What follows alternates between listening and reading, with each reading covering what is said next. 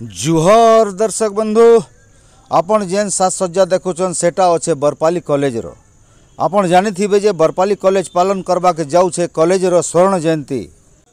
उत्सव रो पालन अनेक बाधा विघ्न सत्वे अंचलवासी सहयोग नु गढ़ी उठी 1973 रे उक्त कॉलेज स्वर्ण जयंती उपलक्षे 3 दिनिया विभिन्न कार्यक्रम रखा जाइए जेनथी हास्य कविता नाच गीत वाद्य ऑर्केस्ट्रा आदि विशेष आकर्षण रही कॉलेज रो पुरातन छात्री संबलपुरी रैंप शो।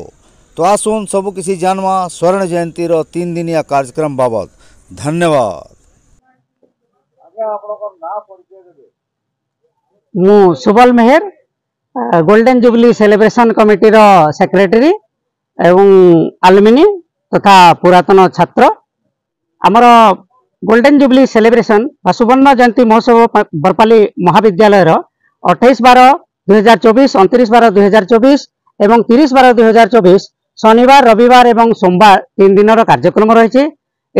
आमे समस्त पुरातन छात्र छात्री अधुना अध्ययनरत छात्र छात्री समस्त स्टाफ मेंबर एवं आमर जहाँ सब निमंत्रित अतिथि एवं सम्मानित अतिथि समस्त को स्वागत जनाऊँ।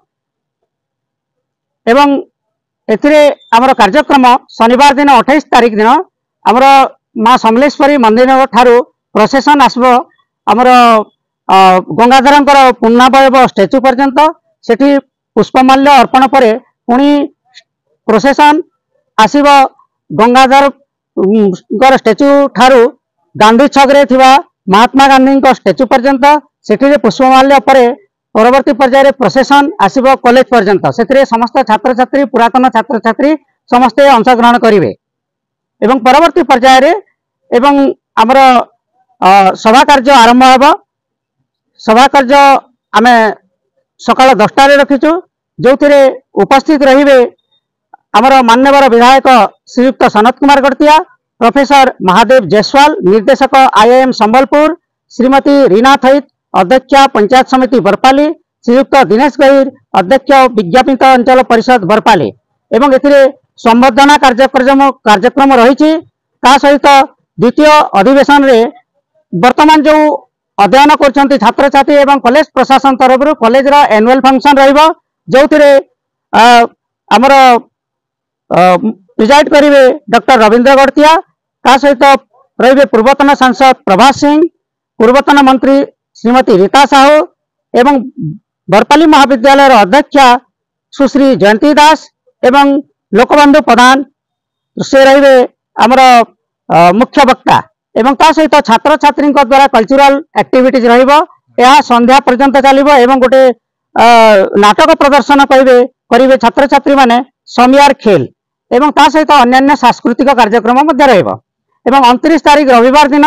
यह आलुमिनी मानकर स्पेशल फंक्शन रहिबो जहाँ सकाल 10 घंटा आरंभ होकर संध्या 6 घंटा पर्यंत रहिबो। एथिरे उपस्थित रहिबे आमर मान्यवर सांसद बरगढ़ श्रीयुक्त प्रदीप पुरोहित एवं प्रोफेसर डॉक्टर विधुभूषण मिश्र कुलपति संबलपुर विश्वविद्यालय डॉक्टर नृपराज साहू कुलसचिव संबलपुर विश्वविद्यालय श्रीयुक्त प्रसन्न कुमार पांडे उपजिल्लापाल बरगढ़ तथा सभापति परिचालना कमिटी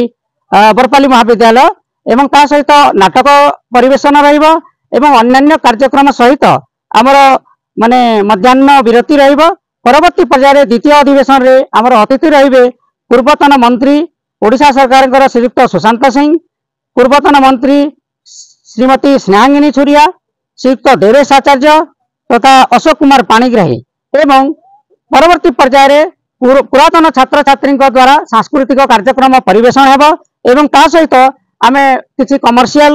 एंटरटेनमेंट ग्रुप रखीचु कृष्णा ग्रुप बलांगीर एवं कलाजीवी बरगढ़ जो माने मनोरंजन कार्यक्रम परिवेशन करेंगे एवं आमर आलुमिनी माने कार्यक्रम परिवेशन करेंगे। 30/12/2024 सोमवार दिन आमर प्रथम अधिवेशन रे रहिबो मीटिंग जो आमे विभिन्न कार्यक्रम रखीचु सहित आमर गेस्ट रहिबे भव्य उपस्थित रहिबो प्रोफेसर डॉक्टर N नागराजू कुलपति गंगाधर मेहर विश्वविद्यालय संबलपुर सहित रही श्रीयुक्त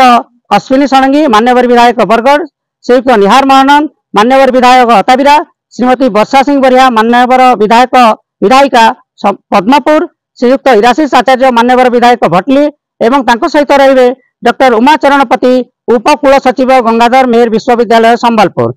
एवं ता परवर्ती पर्याय आमर गोटे पुरातन छात्री मान द्वारा एक फैशन शो कार्यक्रम रही जो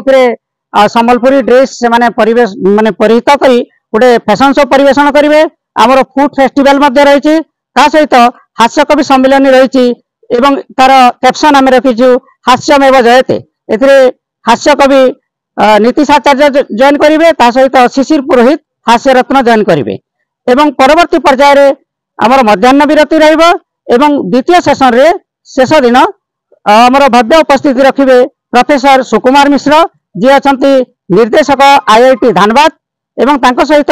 आमर सम्मानित अतिथि रहिबे प्रोफेसर क्षमानिधि अदाबर प्रोफेसर अर्थनीति विभाग केंद्रीय विश्वविद्यालय गांधीनगर एवं परवर्ती पर्याय आमर सांस्कृतिक कार्यक्रम रही जो परिवेशन सांस्कृतिक कार्यक्रम परिवेशन करेंगे सर्वेश्वर भई और साथी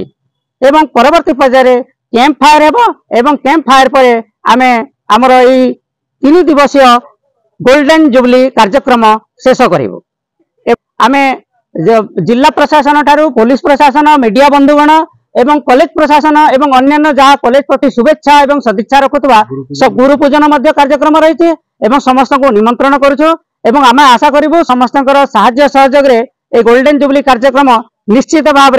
में मेमोरेबल रहिबो एवं स्वर्णाक्षर रे एटा लिपिबद्ध रहिबो। आज्ञा आपन नाम परिचय देबे। रविंद्र गड़तिया बरपाली महाविद्यालय सुवर्ण जयंती महोत्सव कमिटी मो सभापति अछि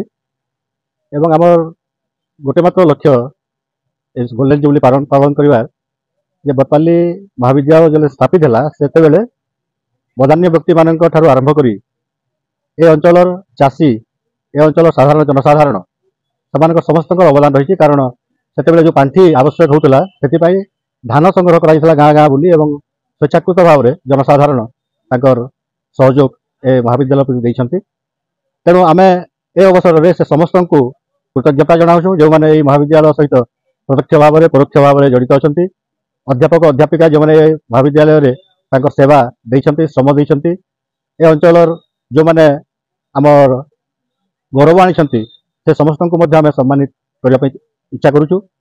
ए महाविद्यालय रे चाकरी करिथिबा अवसर ग्रहण करिथिबा समस्त अध्यापक अध्यापिका कर्मचारी एवं अध्यक्ष मान आम निमंत्रण करिचु एवं आमर गोटे लक्ष्य अछि जे शिक्षार उन्नति दिगरे एटा गोटे नुआ पदक्षेप हेब कारण गोटे कॉलेज 50 वर्ष अतिक्रम करुच्ची निश्चित भाव में गोटे माइल खुंट एक यात्रा पथरे किंतु से यात्रार अंत ना ए अनुष्ठान केवल से यात्रार अंत ना आगे चली लोक बदलुवे छात्र छात्री बदलुवे अध्यापक अध्यापिका बदलुवे किंतु अनुष्ठान एक चिरस्थायी अनुष्ठान तेणु आम यही मेसेजटा देवाई चाहूँ